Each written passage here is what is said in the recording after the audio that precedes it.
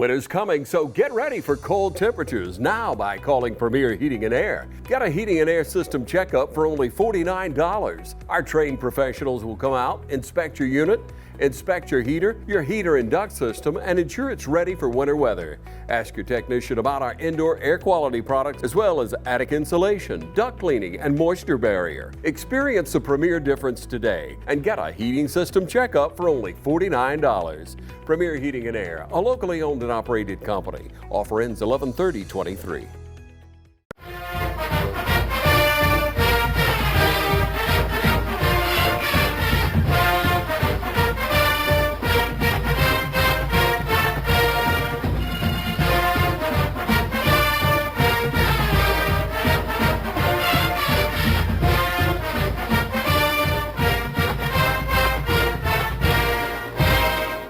Hello everyone, welcome to this week's edition of the West Orange High School Football Coaches Show. Chuck Hill, joined by Raider head football coach Kip Burdett. Coach, went down to Perry this past weekend, took a loss to end the season for us.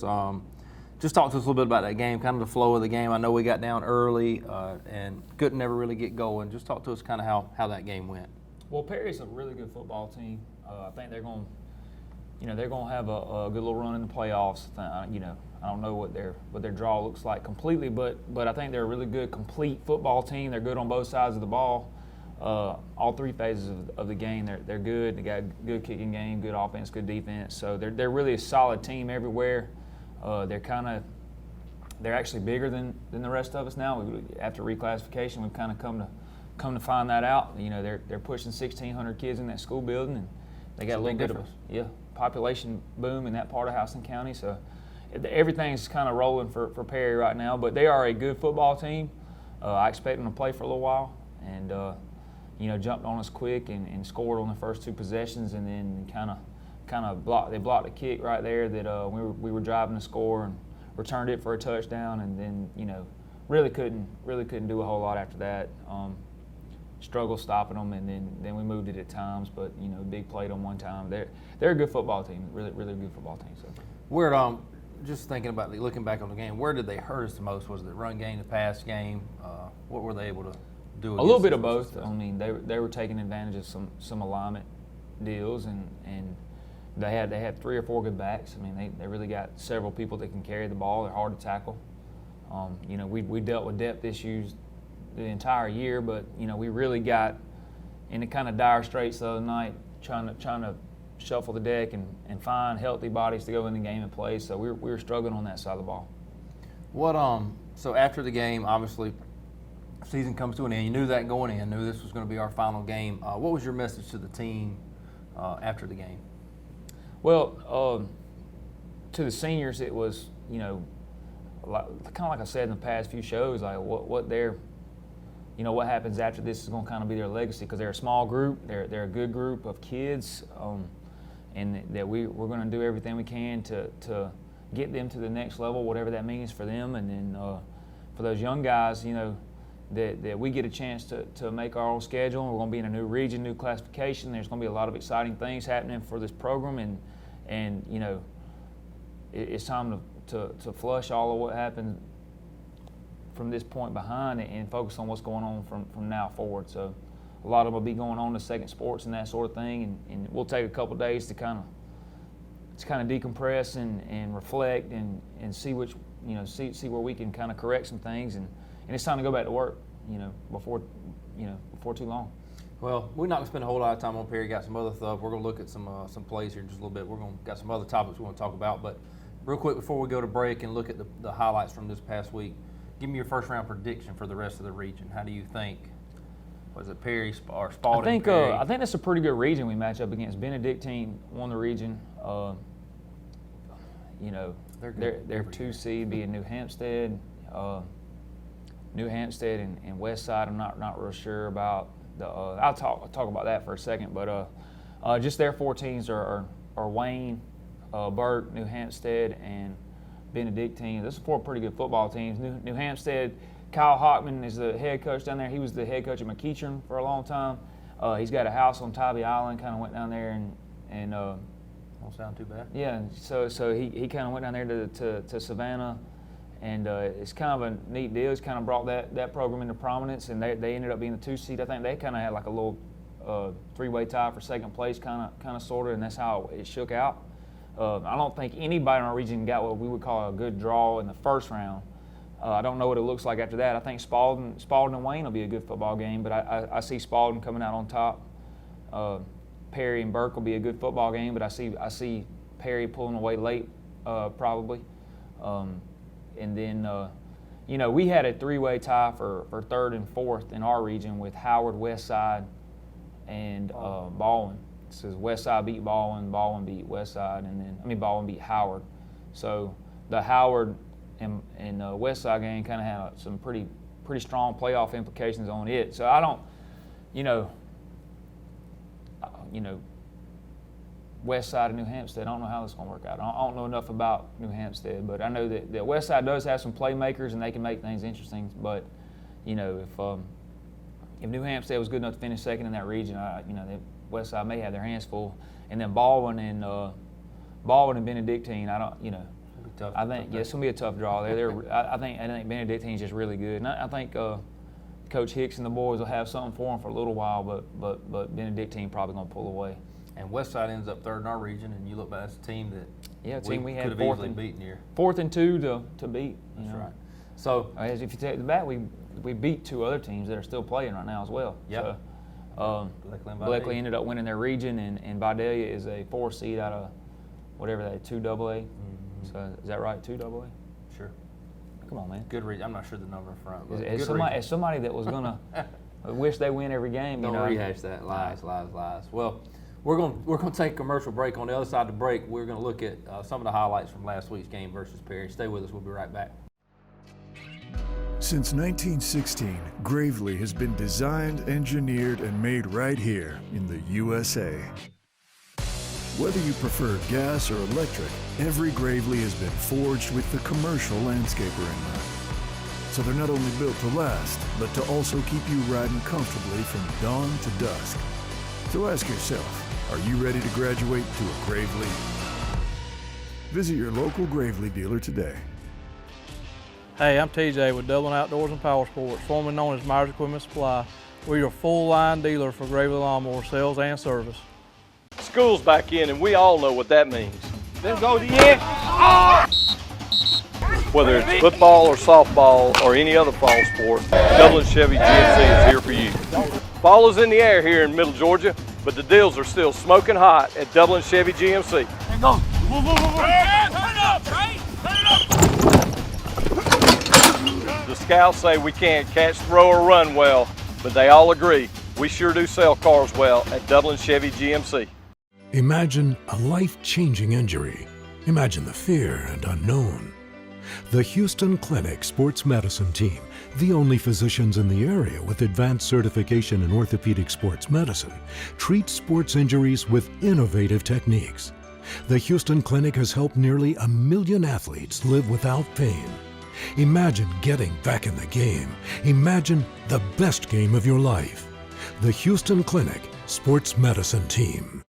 Welcome back to the West Orange High School Football Coaches Show. At this time, Coach Kip's going to show us some highlights on Huddle from this past week's game versus Perry, and we'll look at some of the key plays in that game for us. So stay tuned for these highlights. I want to highlight this. This is a player that has had a good, really second half of the year in Johnny Williams, and that's a really good tackle for no gain on a good athlete. So good play out of Johnny right there. Couple good, we're still decent when we do things the right way, even though we're really young. This is a good play by Jordan Hall. The tackle short of the sticks right there.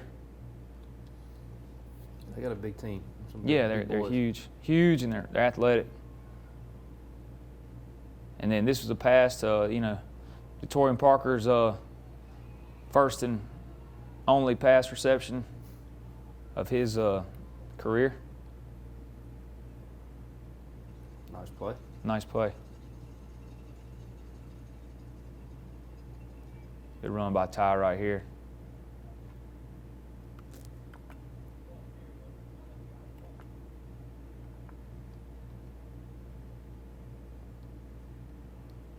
All right. Another run by Ty. This is when we moved the ball down in there. He had passed the sticks, and we get ourselves in position to kick a field goal, and it got blocked. So throw and catch, Tyler Williams with the reception right there, and almost made a really good move on the sideline right here.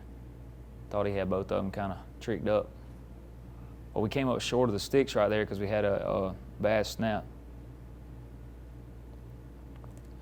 That's what Jamari Trussell thought the ball was gone. But a really good force right here, and then we kind of rally and get the stop. He finished. I mean, he ended up coming on strong for you guys. Yeah, he 87. did. He started. It's come a long way. And this is just a blister, and I'm going to rewind that right there. Look, that is an awesome run by Johnny Williams, who, like I said, came on late, and on the offensive side of the ball specifically, about outruns the camera. But he looks like he can run right here, doesn't he? Yeah, he does. He was moving. And one thing I noticed right there, if you go back, something we've talked about several times this year is your receivers out there getting after it. I mean, they're getting physical. It's Jacovian Jones and Jalen Rozier.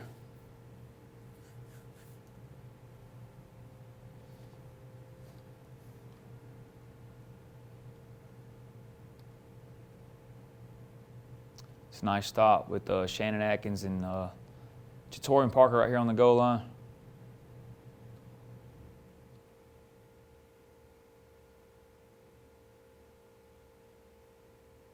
Then they tried a little shovel pass to Daniel Lisby on the tackle right there.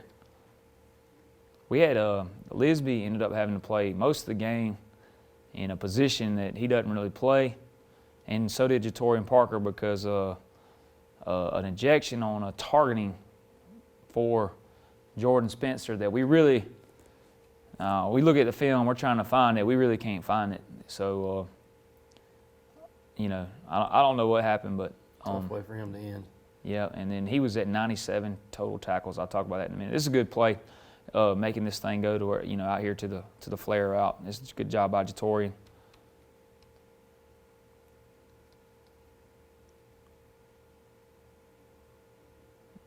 We're back to the front.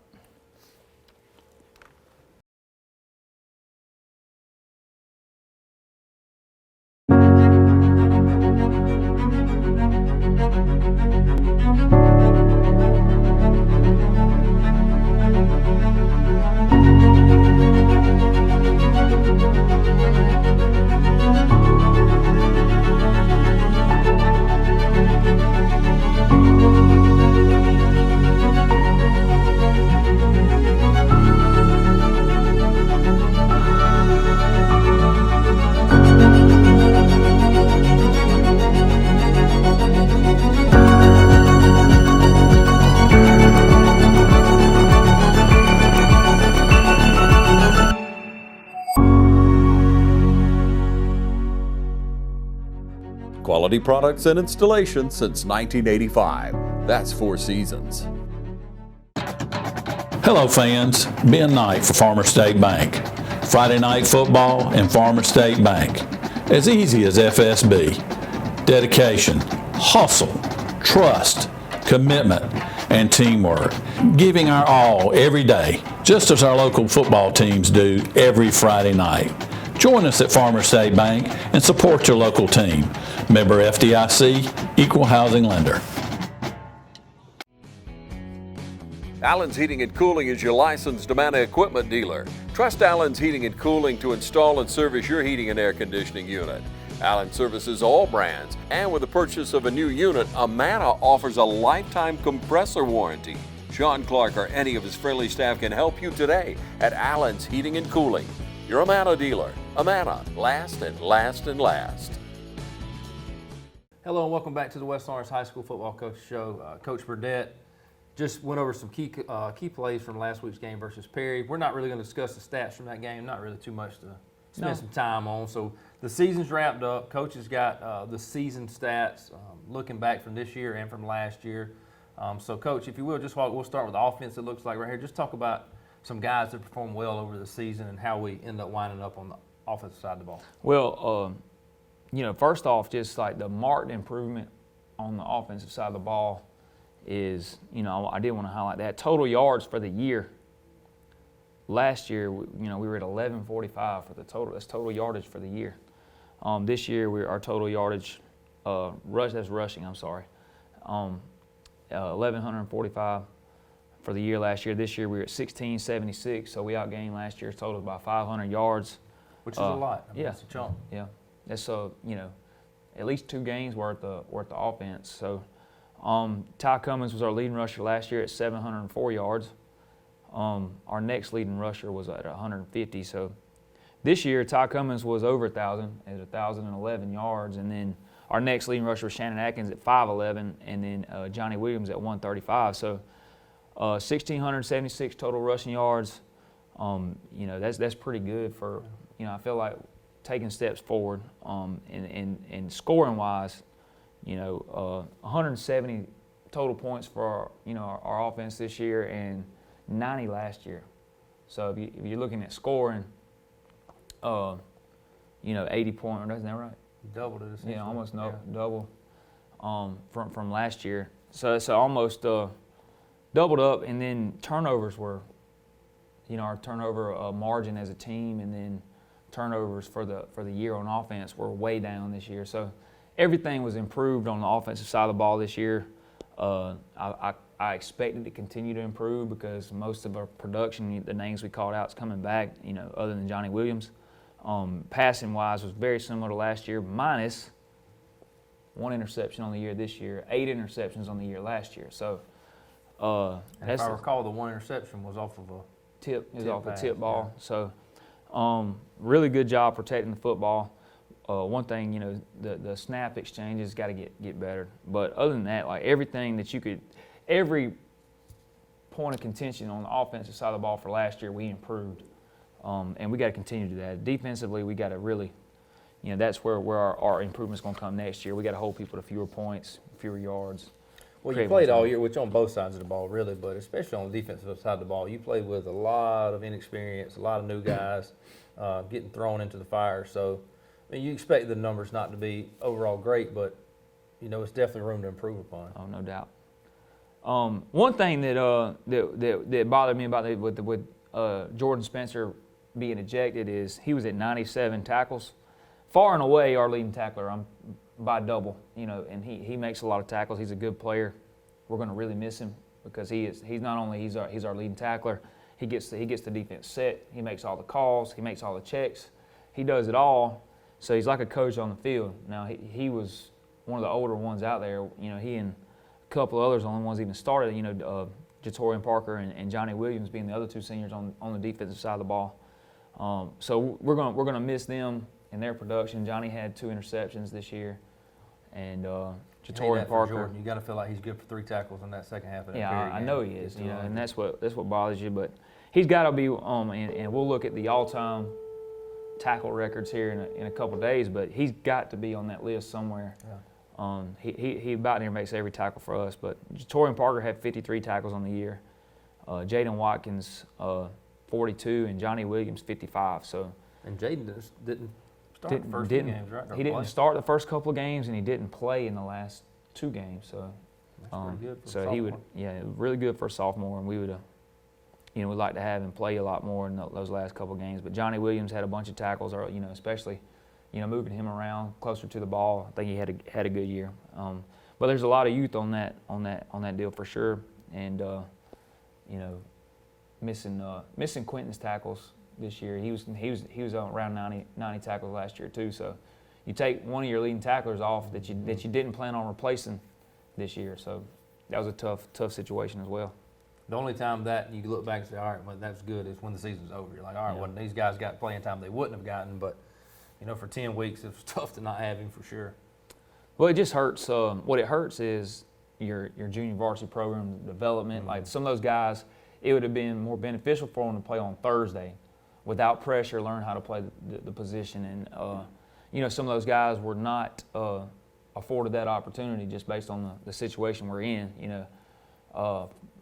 The other side of that coin is this year, we're not going to have a bunch of guys this year coming up. I mean, you know, you're not going to have a bunch of guys that are young play up now. You're going to have guys that are seasoned. You're going to have guys that have played at least 1 year of varsity football next year, whether it was before they were ready or not, you know. And then the year after that, you're going to have an old team. You know, you're going to have a team that's got, you know, 16 or 18 guys that have played for 2 seasons. So. What about special teams? I know you might not have those, but I know Caden. I do have the special teams on the season. Caden Baggett, Clyde Warren was 20 or 22 on PATs for the year, which is a pretty good job. For a sophomore, for sure. And he made 2 field goals. 2 field goals, one at Vidalia that was crucial. And then, you know, Brandon Brooks had 6 returns on kickoff return for 104 yards. Johnny Williams had 14 returns for 251 yards. So 2 good kickoff returners right there. And then, you know, most of the teams we played, they try to blue, they try to kick it away from your best guy, just like we do. So it's hard to get those guys a lot of yards, but they make the most out of those returns. And then Caden Baggett had 40 punts for an average of 34 yards. So had some really, really long ones early in the year, and had some boots. And then probably didn't get the rolls and stuff like we got early in the year. Later on, you know, people did some things to put 2 returns back and that sort of thing, so you couldn't really kick it away from people. And you know, it's just tougher. Well, Coach, that puts a wrap on this season for us, for the Raiders. We're going to take a break, and on the other side of the break, we just want to discuss kind of what the off-season looks like, and then we're going to talk a little bit of reclassification or what the classification look like. So stay with us. We'll be right back. Hi, I'm Tom Dominy. Here at Dublin Wind Nelson, we pride ourselves on providing the industry's highest quality products at the most competitive pricing. We are a full-service wholesaler specializing in plumbing, irrigation, and industrial products. With a staff that collectively offers more than 50 years of expertise, our team knows your industry, and we can answer your questions and help you get the parts and equipment you need. From Moen to Renee, we carry the plumbing, irrigation, and industrial products you need from the brands you trust. We also carry a great lineup of Milwaukee tools. At Dublin Wind Nelson, our goal is the long-term success of your business. We achieve that goal with a simple commitment, doing things right, one customer at a time. If you have a question, or if you're looking for a hard-to-find part, give us a call. Our experts are ready to help. Order online, give us a call, or come by at 507 Airport Road in Dublin. We're committed to building long-term relationships with our customers by earning your business every day.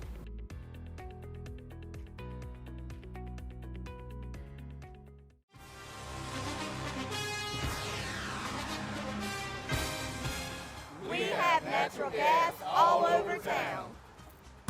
Get yourself a natural gas tankless water heater and save space. And have endless hot water. Natural gas is more efficient than electricity. And it's lighter than air.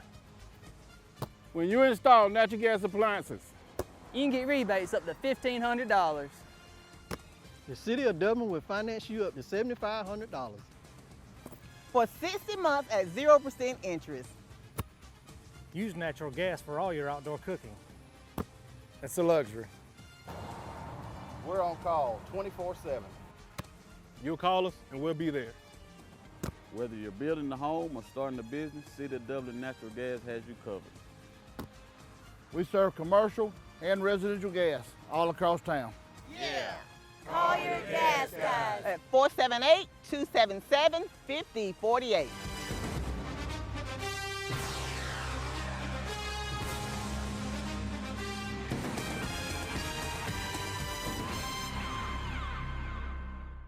Hey, my name's Chandler Gerard. And I'm Kyle Gerard with A+ Flooring and Construction. And here at A+ Flooring and Construction, we support our community. We'd like to wish all our area teams, Dublin, East Lawrence, West Lawrence, Trinity, a great football season. So come see us at A+ Flooring and Construction, 371 Georgia Highway 338 in Dublin, or give us a call, 478-676-2662. Have a great season.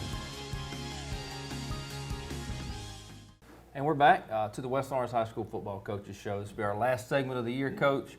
It's been awesome. I've enjoyed every interview. We've seen growth all year from the guys, not necessarily the wins and losses, but that ain't what it's always measured by. I know a lot of people measure it by that, but I've seen these kids grow in a lot of different ways and through a lot of adversity. So we've wrapped up the season. Talk to us about, I know you said you're going to take a few days to kind of decompress. What does it look like now? I know you got guys that are going to play other sports, different things like that, but how do you handle the weight room? I know you're a weight room guy. Like, does that change as far as the dynamic of lifting, or as you move into the off season, or what's that going to look like going forward? Well, we like to stay consistent year round with the strength and conditioning program, but we will ramp it up a little bit. Give everybody kind of a chance to get away from it for a couple days, and then going into Thanksgiving, we'll try to get a little bit more done, and then we'll try to get a little push between Thanksgiving and Christmas with it. It's almost like an extra 3 weeks on the off season. So we'll try to get a little bit of volume on them from Thanksgiving to Christmas, and mostly in the weight room. We won't do a whole lot outside or with speed and changing directions and that sort of thing. We'll hit most of that when we come back. But biggest thing that we like to do in the off season is we do compete in the GACA powerlifting meet, and that's something that West Orange has always done even before I got here. So we beat Central Carrollton for the state title last year, and we'll try to go over there and do that again. Big deal for the kids, and that just it's just something to kind of keep them engaged, something to compete for, and then we'll start making our way into kind of the biggest thing is we have a lot of young guys, and they make natural jumps just based on going through natural maturation or puberty or whatever you want to call it. They're starting to turn into men, and hopefully that we're going to get some of these guys that are a little bit on the slighter side to get bigger, get stronger. And you'll see a lot of jumps from sophomore to junior year. I always believe that. You see a jump from freshman to sophomore, but I think you see a lot of maturity from their sophomore to their junior year. So hopefully a lot of these 135, 140, 150 pounders become 165, 175, 180 pounders. I think that's the goal of our team. I think getting kids involved in other sports, I think, helps us a lot. I'm a multi-sport advocate. I want kids playing basketball.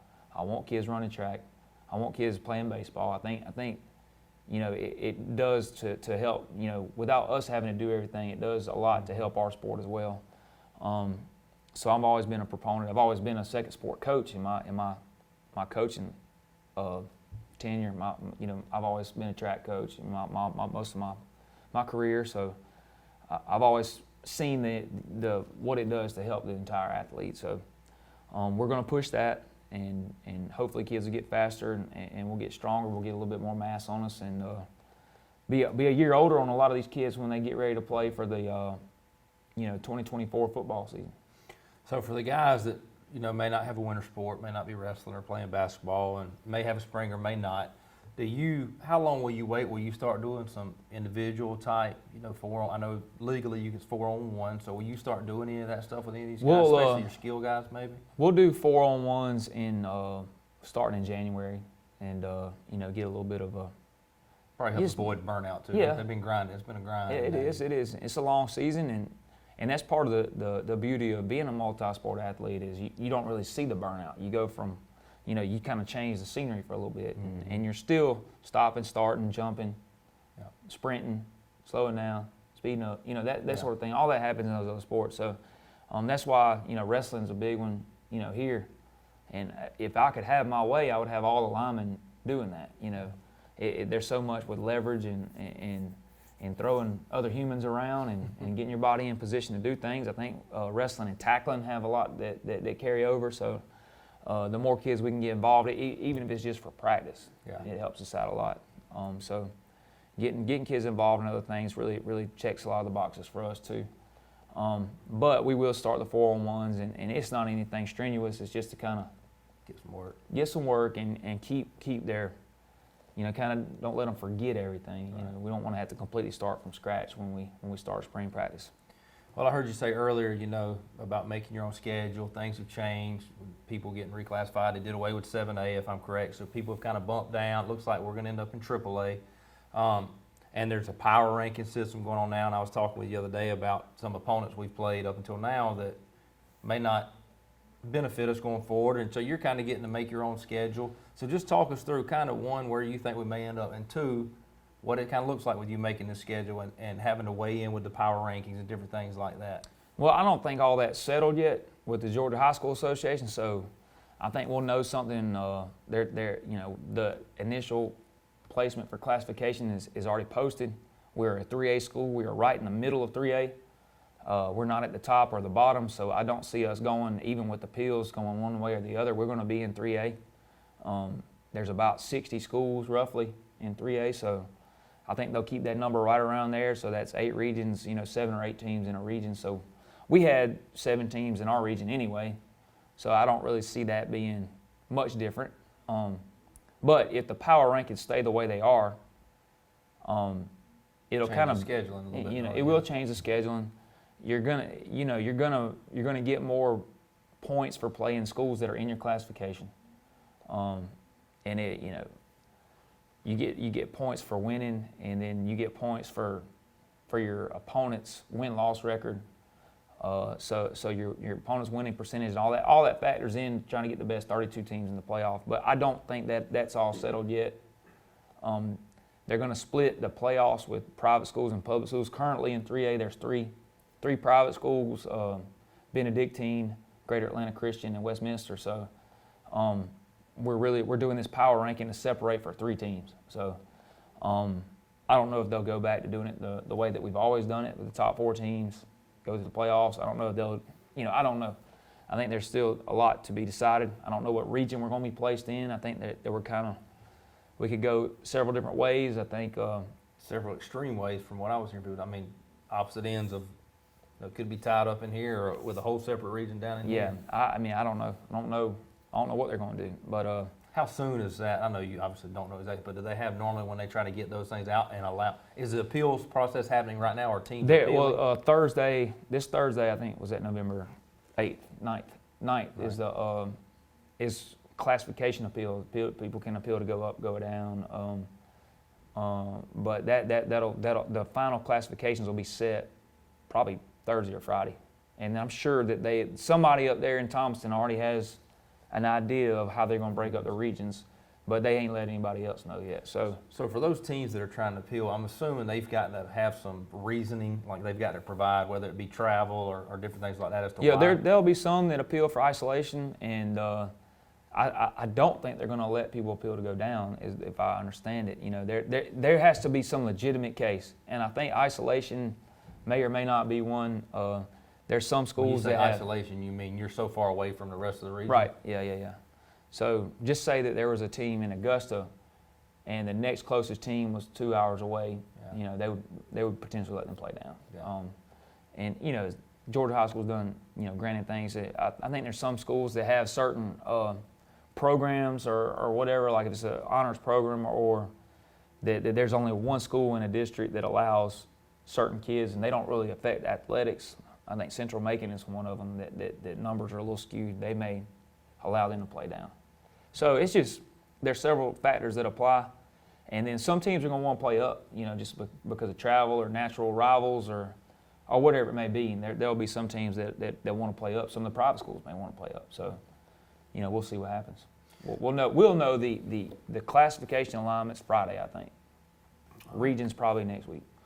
Well, Coach, we appreciate your time. I've enjoyed every interview this season. I know season didn't necessarily go wins and losses like we wanted, but now you can catch your breath, look forward, got a lot coming back, a lot to be excited about around Raider Nation, moving to a whole different classification. A lot of things are changing, but a lot of things are going to be good, we feel like. So excited about the off season, looking forward to doing this again next year. And as always, go Raiders. You got anything? Any closing thoughts? No, I appreciate you, Chuck. Well, that's it for the West Orange High School Football Coach Show. If you haven't had a chance yet, be sure to visit TV35's Facebook page. There's a poll out right now for the area awards from Dublin, East, Trinity, and West. So you can vote position by position. We want to get some feedback of who you think and who is well deserving of those awards in the county. So if you get a chance, make sure you go on there and vote. And again, that's it for this week. We will see you next year.